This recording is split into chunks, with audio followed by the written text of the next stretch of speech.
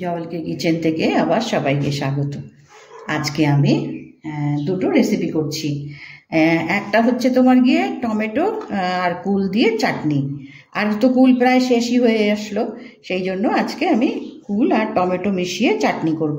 এটা একটা। আর একটা হচ্ছে পেঁয়াজ শাক। এগুলোকে তোমার গিয়ে পেঁয়াজ শাক বলে, সঙ্গে এরকম পেঁয়াজ থাকে।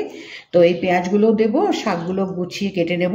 তার সঙ্গে তোমার বেগুন আলু দিয়ে একটু সর্ষে বাটা দিয়ে এটা তোমার গিয়ে এই পেঁয়াজ শাকটার একটা তরকারি করব। তো এগুলো আমি গুছিয়ে নিই, এগুলো একটুখানি কুকারে সেদ্ধ করে নেব, কেননা এই কুলগুলো তোমার গিয়ে শুকিয়ে এসছে। এটা একটা সিটি মেরে নেব, তাহলে সময় তোমার কম লাগবে।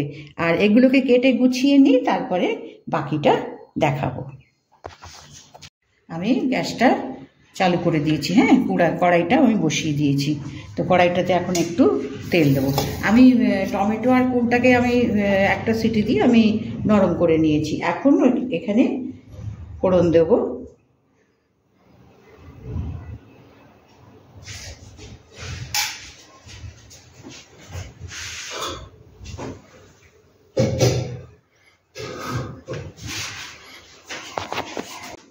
এখন আমি এই যে পেঁয়াজ শাকের আলু বেগুন দিয়ে সর্ষে বাটা দিয়ে পেঁয়াজ শাকের একটা চচ্চড়ি মতন করব। তো আগে আমি এখানে বেগুনটা কমিয়ে দিই, তেল দিয়ে দিয়েছি আমি। বেগুনটা আগে একটু ভেজে তুলে রাখি। তো বেগুনটা ভাজার জন্য আমি তেল দিয়েছি, একটু নুন দেবো, দিয়ে এটাকে ভেজে নেব।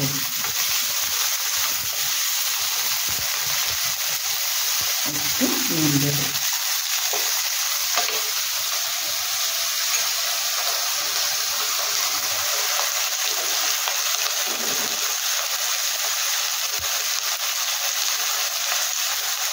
পরে আমি তো বাকি নুনটা দেবই, এখন অল্প একটু ভাজার সময় নুনটা দেবো। এই ভাজার সময় ভাজতে নুনটা এর ভেতরে একটু মানে অ্যাবজর্ব করে, তাহলে পরে যখন আমি করব যাতে পান্তা না লাগে। এবার ফ্লেমটা বাড়িয়ে দিলাম, দিয়ে এটা একটু ভেজে নিই, একটু ভেজে নিয়ে এটা তুলে তারপরে ফোড়ন দিয়ে আলুটা ভাজতে হবে। এটা একটু ধীরে ধীরে ভাজতে হবে, কেননা বেগুনটা না ভাজলে তোমার কাঁচা বেগুন ভালো লাগবে না। তারপরে আলুটা একটু শক্ত, আলুটা একটু ভাজতে হবে। তা আমি এটা 2 মিনিট বেগুনটা ভেজে নিয়ে তারপরে বাকিটা। এবার বেগুনটা ভাজা হয়েছে, বেগুনটা এবার তুলে দেবো।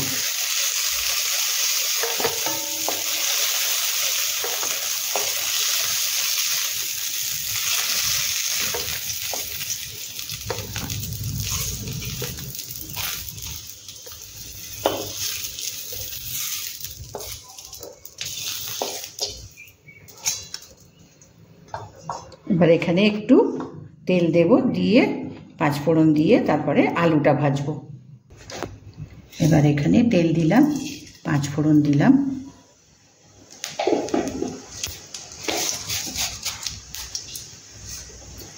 এবার আলুটা দেব। আলুটাকেও একটু ভেজে নিতে হবে, কেননা আলু শক্ত, তো আমি যাতে ওই শাকের সঙ্গে মিশে যায়। একটু 5 ফোড়নটা গরম হয়ে যাক, তারপরে আলুটা দেব।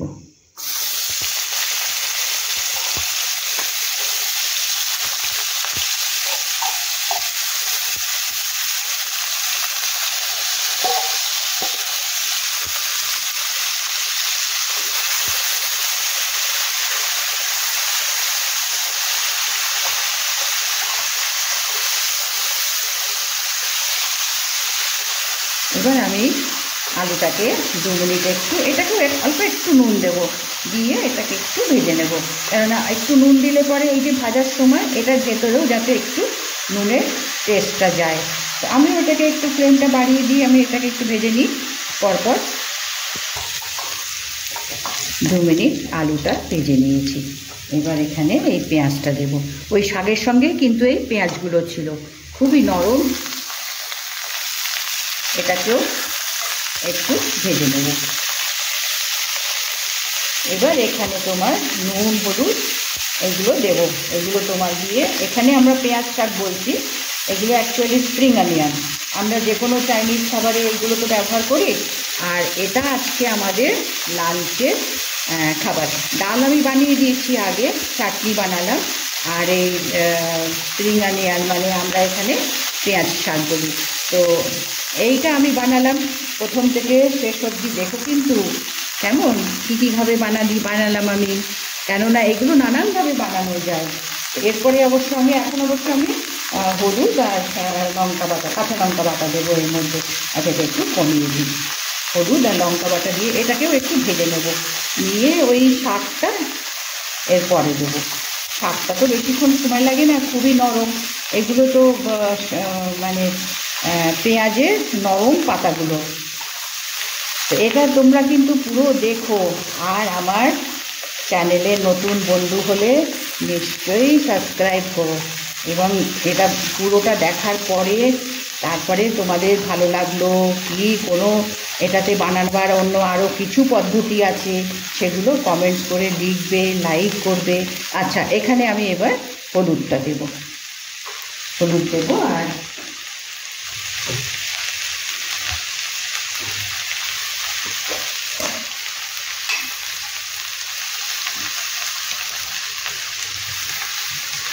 এখানে হলুদ দিলাম, বেশি কিচ্ছু পড়বে না, কেননা এটা আমি একটু সর্ষে বাটা দিয়ে গায়ে মাখা একটা চচ্চড়ি মতন করবো।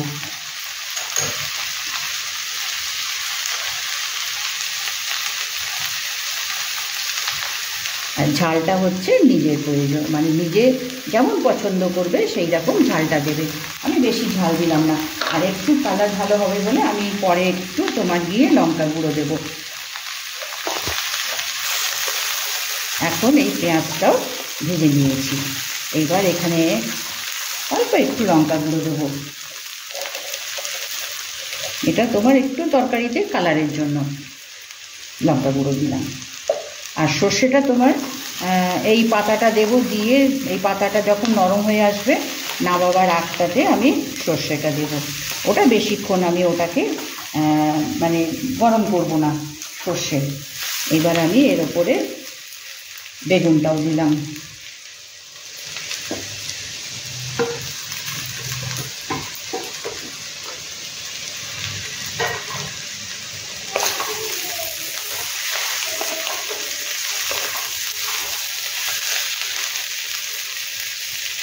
এখন আমি এই শাকটা দেব, এবং শাকটা দিয়ে কিন্তু ফুল করা যাবে না, কারণ এটা নরম তো, ঢাকা দিয়ে স্টিমে এটাকে নরম করতে হবে।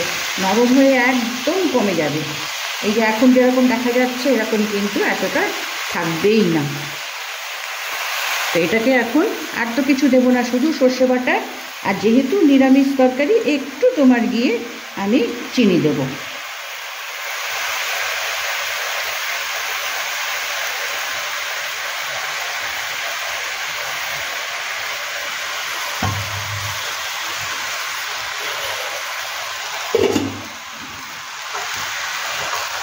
এটা কিন্তু এখন আর বাড়াবো না, এটা ওপর নিচ করে এটাকে মিশিয়ে দিয়ে এটা এখন মিনিট 10-15 এটা স্টিমে রাখবো। এটা স্টিম হলে পরে মানে অল্প আঁচেতেই এর থেকে জল বেরিয়ে আসবে। আর আমি তো আলু তারপরে বেগুন সমস্তই তো আমি ভেজে নিয়েছি, এটা যার জন্য তোমার বেশি সময় লাগবে না।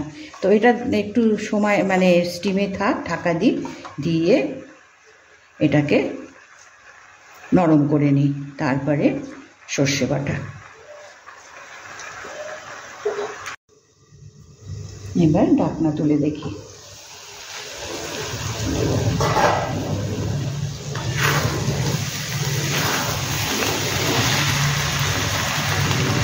জলটা শুকিয়ে এটাও তোমার স্প্রিং অনিয়নগুলো সমস্ত নরম হয়ে গেছে। এবার আমি এখানে সামান্য নুন দেবো, কারণ আলু তারপরে তোমার গিয়ে বেশি দেবো না, নুন বেশি না হয়ে যায়, অল্প দিলাম। আমি সর্ষেটা পিষিয়েছি তাতেও একটু নুন দিয়েছি, কেন নুন না দিলে সর্ষে অনেক সময় তেতো হয়ে ওঠে, এই জন্য আমি সবসময় নুন আর একটা কাঁচা লঙ্কা দিয়ে আমি পিষিয়ে নিই। এবার এখানে যেহেতু এটা তোমার গিয়ে স্প্রিং অনিয়ন, আমরা এখানে পেঁয়াজ শাক বলি, তো এর মধ্যে অল্প একটু চিনি দেব, হাফ চামচ চিনি দিলাম।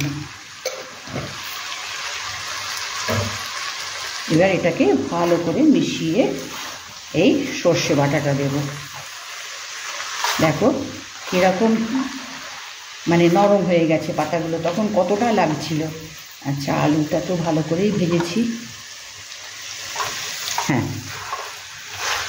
এবার এখানে আমি এই সর্ষে বাটাটা দেব, একটা কাঁচা লঙ্কা আর একটু নুন দিয়ে আমি এটাকে পিষিয়ে নিয়েছি। এবার এটাকে ভালো করে মেশাতে হবে। এখন সর্ষে বাটাটা আমি দিয়ে দিয়েছি। এবার মিনিট 2 এটাকে একটু নেড়ে শুকিয়ে নিতে হবে। এখানে আর কিচ্ছু পড়বে না।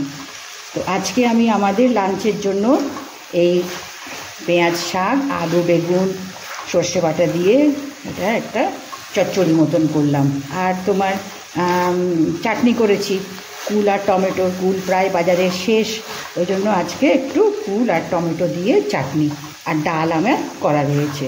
তো আজকে আমাদের লাঞ্চের মেনু হচ্ছে ডাল, এই পেঁয়াজ শাকের চচ্চড়ি আর চাটনি। তো এটা আমি দেখালাম। আর একটুখানি মানে নাড়াচাড়া করে এবার নামাবো। তো এটা কিন্তু পুরোটা দেখবে কেমন, এবং দেখে নিশ্চয়ই তো জানতে পারবে যে কীভাবে বানালাম।